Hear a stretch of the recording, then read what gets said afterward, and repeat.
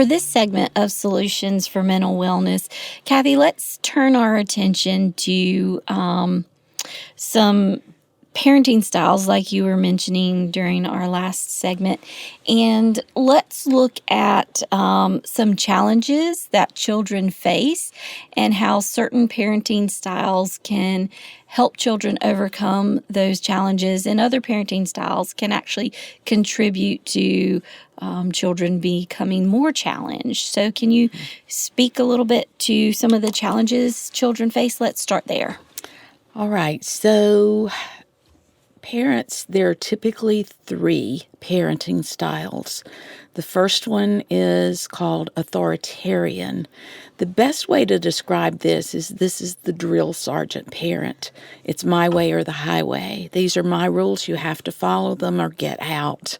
They usually use very harsh discipline, and they are not willing to listen, so the child can have no opinion about things. They have to just follow what that authoritarian parent says. Usually, as these children get older, what happens is that they begin to rebel because they don't feel respected. Yes. They don't feel that they can have an opinion. Yeah. The middle type is authoritative. This is the type of parent that we want to be. They have rules, but they respond to their child in a very loving, caring way. Children actually need rules and boundaries. Yes. They don't feel loved if they don't have them. And so with the authoritative parent, the children usually feel that I know that there are rules for my household, they're for my safety, and so the kids do feel respected, and they're more likely to have good behavior at school. They respect the authority of the teachers. It sounds like, excuse me, that the child who has an authoritative parent actually may be receiving the message, I do matter. Yes. And I am secure in the relationship I have with my parents because I do matter to them. Yes. Okay, so I'm understanding Yes. that correctly. All right. The third type is permissive. And the permissive parent is the parent that really does not have any rules or boundaries for their household. If the child wants to stay up until 3 in the morning, they allow them to stay up until 3 in the morning. The child in that permissive household sometimes feels like my parents don't care what I do. And I want to give you a real example of this. Okay. And this is an example of a little boy who had a very serious illness. He had cancer and possibility of being terminal. These parents were at the hospital with him every day. They never left his side except to go home and sleep every night. And the child said to one of the nurses, my parents don't love me anymore. And the nurse said, your parents are here all the time. Why would you say that? And he said, because they just let me do anything that I want to, and they don't stop me if I'm doing something wrong, so they must not love me anymore. Wow, that was impactful. That's a powerful example of what permissive parenting can do. Now, another problem with permissive parenting is that sometimes, because it's on a continuum, sometimes that permissive parent can say, it's time to get ready for bed. It's time to get ready for bed. It's time to get ready for bed. And the child doesn't do anything. They continue playing. And this is also a real example that the mom finally gets frustrated and yells, I said it's time to get ready for bed. How many times do I have to tell you? And the child says 10. Oh, wow. Because the child knows when the parent has reached that limit, and then they jump to authoritarian. You either get in the bed now or else, and they jump to that very harsh punishment.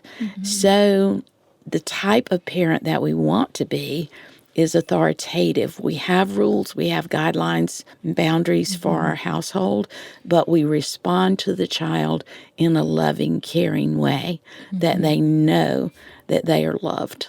Yes. Kathy, two scriptures pop into my head when you were talking. One is moderation in all things, and that is even in our parenting styles. And the other is one that I think is probably the most quoted scripture for parents is train up a child. In the way they should go. Yes, and when he is old, he will not depart. Right. And so one of the things that stuck out to me, because I did not grow up in church, and so I became a believer as an adolescent. And so a lot of my spiritual formation was during my adolescence, which that time is there's a lot of turmoil going on during that time, and we're going to speak to adolescence in a little while. But for now, when I read that scripture, it gave me a sense of responsibility as a parent that I'm just not supposed to tell my children what to do. I'm supposed to teach my children. And I can say I've not been perfect at that at all. But that is something that really stuck with me is that as a parent, I have a responsibility to train. And so one of the things I do with my families that I'm working with is if a child is playing and the mom says, I tell them 5 or 6 times, and it's like they don't hear me at all. And I said, tell them once, and if they do not respond, walk over to them and get on their level and see what they're doing. And then say quietly, it's time for bed. You can choose to play with this now, or you can choose to go and brush your teeth. But it's time to get ready for bed. And so you actually modeled that for us when I was in the graduate program at Converse about giving children the choice between two things really helps them transition well. And so what are some other ways that parents can start training their child how to respond to them respectfully? Also, from the Bible, I like to think about the fact that we are the shepherd of our family, of our children, and the shepherd's staff has a crook on the end of it. Yes. And that's to bring the sheep back into line. Yes. Because the sheep hear the shepherd's voice and they follow it. And that's what we want. But the shepherd, there's nowhere that it says that the shepherd is yelling at the sheep. No. Children often tell me how much they hate to be yelled at. And that would be from their teacher or from their parent. Yes. And so what you were just describing of speaking to them on their level and using those soft terms can just be one of the best things that you do. I have a stamp that I use with the children that kids like to stamp things on the paper. And it says good face, good voice, good words. Yes. And I show that to the parents also. And when they're having that conversation with their child, that they have a good face. Yes. They have a good voice. Yes. So their tone is kept on a very easygoing level and good words. Yes. I could say to you, Susan, I love the jacket that you have on today. And I've got a good face, good voice, and good words. But if I say, I like that jacket, that is totally different, even though I was saying the same thing. Yes. It communicates a different message. Very different message. Yes. And so we need to be careful how we're communicating the message to the children. Yes. I actually had a child whose mom had told him, "You're the worst little boy in the world." Oh, my. And so she came to me very distraught that she had said this, yet this child has taken those words Yes. and he believes those. I must be really, really bad. Yes. And this child has had some severe trauma in his life. Yes. I was told I was lazy. And so there's still, at 49 years old, in the back of my mind, this idea that I'm lazy. And when my husband and I met, I was working 3 jobs. And even when I was a stay-at-home mom, I was volunteering through the local church, through Christian Learning Center's Release Time program, and but how I saw myself was lazy. Now I have a private practice. I have a nonprofit teaching clinic institute, and I read and I host weddings and I do all these things. And I meet with a group of ladies and we do a Bible study once a week. And through that process, I learned that I have a faulty belief that I have to work in order to earn a seat at the table, that I'm not good enough because I was labeled as being lazy when I was growing up. And so it does affect us, and it just takes one time. Right. Those labels stick. Yes. Yeah. On the other side, in my family, I was supposed to be the smart one. And so I have 5 college degrees. And you've achieved it. So it's, you take those things, you listen to them. And so there's that part of me of, which has been a good thing. But my parents expected me to achieve. And so I do Yes. love school, however. Good. Good. Yeah. And that's the importance of speaking truth and love and kindness over our children. And then going back to that idea of co-regulating, we cannot expect our children to manage their emotions, to behave appropriately, if we as parents or adults in their lives or the authority does not. One of the things with my own children and then the children I've worked with, they actually can spot our inconsistencies in life or areas that we need to grow in, because they'll say, well, you tell me to do this, but I see you do this. And so one of the things in the play therapy room, if we're working with resin, and so we're very careful with resin because it is a toxic product.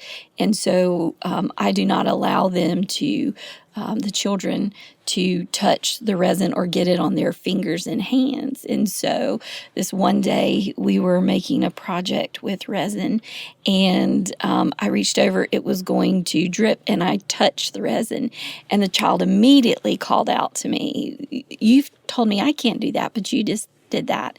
And so the repair work that I needed to do with that child is thank you for letting me know that I was breaking a rule. Right. And so that actually builds that trust in our relationship. And so let's speak to some of the repairs that parents can do with their children when parenting style of the parent might actually be harmful for the child. What are some repairs parents can do? Well, I think that so often kids are brought to therapy by the parents who are saying, you need to fix them. Yes. They want us to fix the child. And it's important for us as therapists to let the parents know that they might need to make some changes too. Yes. So we can't just do therapy for that child and not involve the parents. Yes. Helping the parents to understand that there are changes that they can make that will make their household a much better place if they're willing to do that. Sadly, we have some parents who are not willing to change and that they want to continue in their authoritarian style. They're just not willing to change that. But most of the kids that I see, the parents, I've even had some say to me, you're my last hope.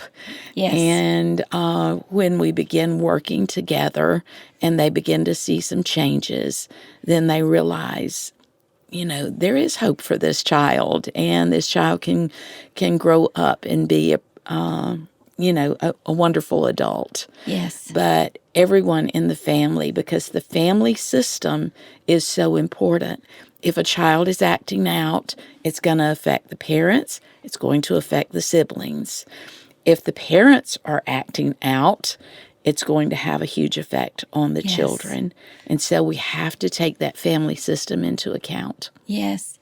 So Mnuchin, he has structural family therapy model that often guides what we do in therapy. One of the things I love about his model is he brings the whole family in and he starts the conversation with the youngest and engages with them. And then he moves the conversation to the parents or the adults in the room.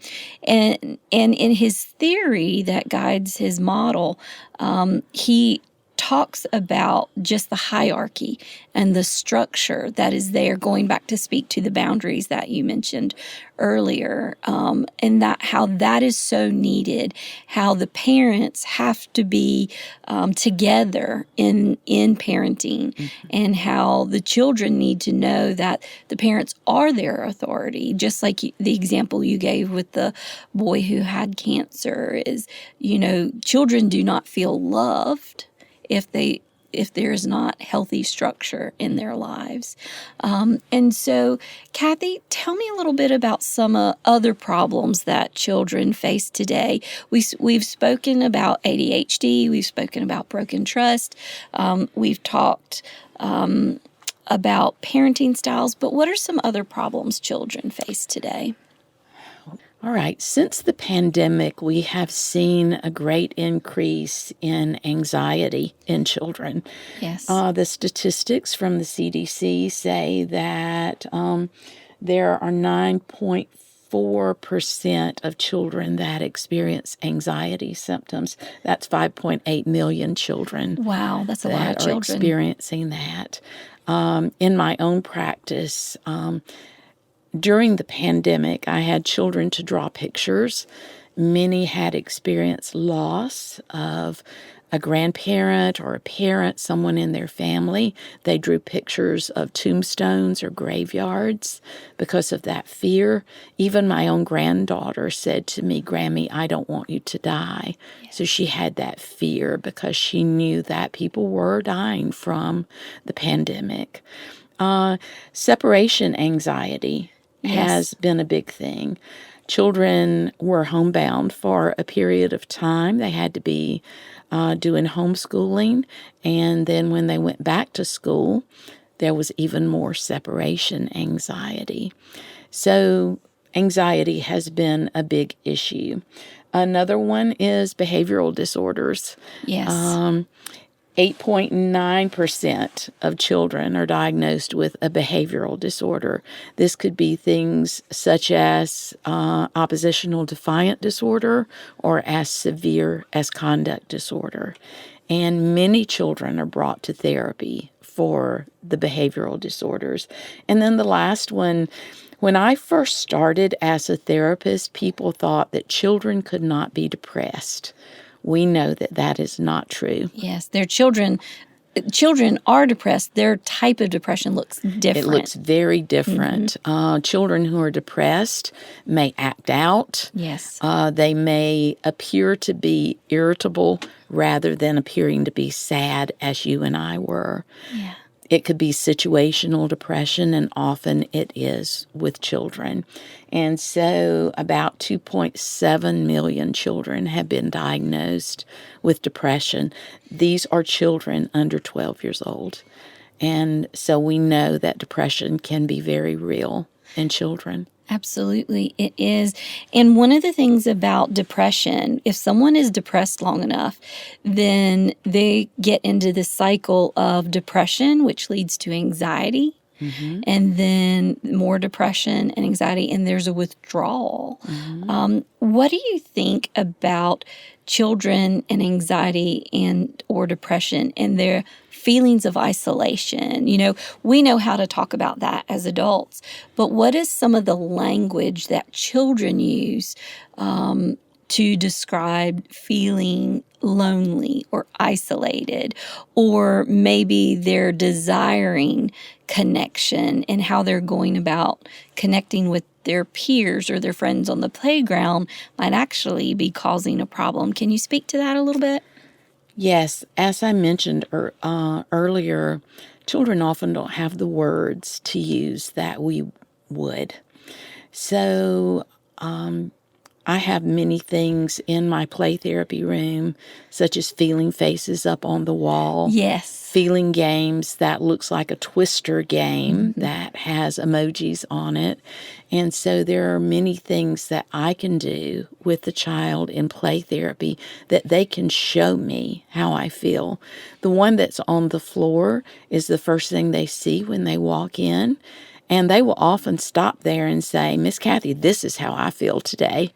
Wow. And then when they leave, often they will step on one of the ones that is happy or love, and they'll say, this is how I'm feeling now, which lets me know that our session was successful. Yes. Because it has changed how they were feeling when they were coming in. But I think that we need to help kids develop some of the words that they need. Kids will sometimes say, I'm mad. They will mad, sad, and happy and scared are the primary feelings that they will express. But sometimes when they're depressed, scared might be a feeling that they have. No one plays with me at recess. I don't have any friends in my classroom. And children, just like teenagers, will begin to isolate when they're feeling depressed. They begin to lose interest in things that they used to enjoy doing. They may say, I want to quit baseball. I want to quit soccer. So things like that are things that parents need to be very watchful for. That was really helpful. So it sounds like for educators who take their children to the playground, one of the things they might need to look for is what child or what children are moving away from the group and sitting along the fence by themselves or sitting in the middle by themselves or not playing with anyone. And so what are some things teachers can do when they recognize consistently this child is not engaging in play with other students? They're not being a part of group activities and they are removing themselves. What are some things teachers can do? What you've just described is a very serious sign. If you have that child that every day they are sitting alone and they're not playing with others, it can be a sign of very serious depression. It could be due to bullying. It could be due to a lot of things. However, what teachers can do is sometimes they have children in their classroom that they know are very friendly and very social, and they can ask those kids to look for someone who doesn't have a friend to play with and go over and ask them. I've seen some wonderful things that schools are doing with having a bench that is called a friendship bench. Oh, wow. And if that child feels like no one's playing with me, they can go sit on the bench and other kids know to come over and ask them to play. I think that's a wonderful idea to do that. That is a wonderful idea. And so if a school does not have a friendship bench, that could be where a teacher can seek community support. Do you think principals would be on board with allowing someone from the community to build those and put those in the playground? And if so, what steps would someone need to take? I think that this would be like a project for the PTA to do. Okay. But also people, because there are some wonderful mentor groups that go into schools and mentor children that are at risk. My oldest son, his wife works in a school, and so he often goes on his day off to be a mentor. And he's assigned to one little boy. But when he gets there, because my son to these little kids looks like a giant because he's 6'6", and so all of the other kids want him to do something with them also. They all want to sit around him when he's having lunch with his assigned child. But mentors can be a wonderful way to give that child someone in their life that's being caring to them. So it sounds like in schools, look for what resources are already there and what partnerships the school might already have, and then go to those and say, hey, this is what we need. We need a mentor for this child, or we need a friendship bench, or we need to build a garden as a class, and every student put their own plant in there. And maybe the child who removes him or herself from the group gets to be put in the center of the garden. There was a school years ago, the teacher has since retired, but every year her class would build a garden outside of their windows, and each student had their own plant or plants that they were responsible for, and that gave them a sense of belonging, a sense of purpose. They mattered. It was something that the teacher could have one-on-one conversation and communication with them about. That was such a beautiful idea. Now, she paid for that herself, and it was quite expensive. But I think it sounds like that if maybe in marriage and family therapy, we call it expanding the system. So maybe if there is a teacher who recognizes her students have some needs, that she sees what programs are already available at my school, and then go from there, use those programs to step in to collaborate with her on making sure her children, her students, have solutions for their well-being.